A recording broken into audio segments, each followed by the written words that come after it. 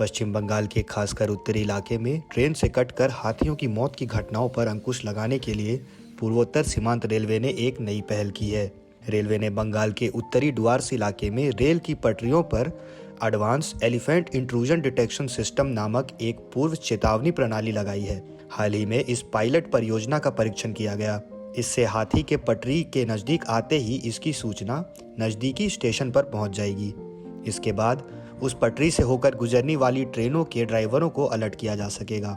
पश्चिम बंगाल के अलावा उड़ीसा और असम में भी ट्रेन से कटकर हाथियों की मौत की घटनाओं पर अब तक अंकुश नहीं लगाया जा सका है। बीते एक दशक में अकेले बंगाल के डुआर्स इलाके में ही ट्रेन से कटकर 100 से ज़्यादा हाथियों की मौत हो चुकी है। इसे रोकने के लिए राज्य सरकार, वन विभाग और रेलवे के बीच कई बार बैठकें हुई और कुछ कदम भी उठाए गए, लेकिन उनका कोई ठोस नतीजा नहीं निकल सका।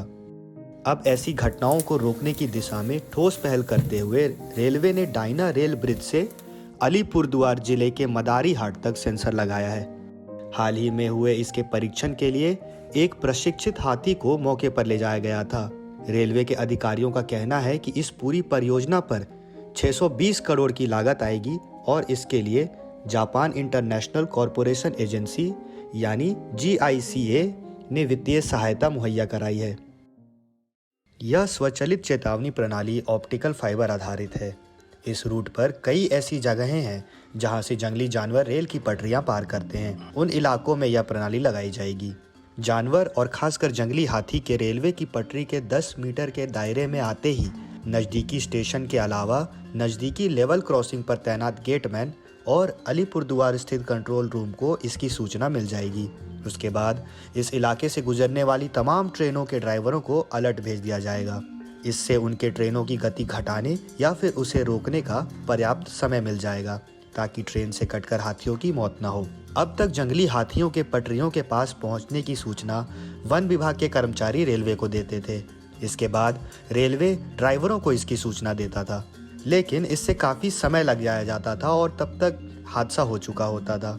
पर्यावरण मंत्रालय की एलिफेंट टास्क फोर्स की ताज़ा रिपोर्ट के मुताबिक हाथियों के लिए ट्रेन से कटकर मरने के लिहाज से पश्चिम बंगाल दूसरा सबसे खतरनाक राज्य है। इस मामले में असम अव्वल है, जहां सबसे ज़्यादा हाथी ट्रेनों की भेंट चढ़ते हैं। उत्तर बंगाल में यह समस्या बरसों पुरानी है। हर बार ऐसे हादसे के बाद वन विभाग और रेल प्रशासन कुछ दिनों तक सक्रिय रहता है, लेकिन बाद में मामला ठंडे बस्ते में चला जाता है। वर्ल्ड वाइल्ड लाइफ फंड यानी WWF ने कुछ साल पहले ही इलाके के सर्वेक्षण के बाद अपनी एक रिपोर्ट में कहा था कि इलाके से गुजरने वाली ट्रेनों की रफ्तार कम करना और अतिरिक्त सतर्कता जरूरी है। रिपोर्ट में कहा गया था कि इलाके में छोटी लाइन को बड़ी लाइन में बदलने के बाद ट्रेनों की रफ्तार बढ़ी है। संगठन ने इन हादसों के लिए वन विभाग व रेलवे कर्मचारियों के बीच तालमेल की कमी को भी जिम्मेदार ठहराया था। उसने हाथियों की आवाजाही के सीजन में उक्त इलाके में ट्रेनों की गति घटाकर अधिकतम 30 किलोमीटर प्रति घंटे करने की सिफारिश की थी। वन्य जीव प्रेमियों ने रेलवे की इस पहल का स्वागत किया है। इस पायलट परियोजना के कामयाब होने के बाद इसे हाथियों की आवाजाही के तमाम कॉरिडोर के पास लगाया जाएगा।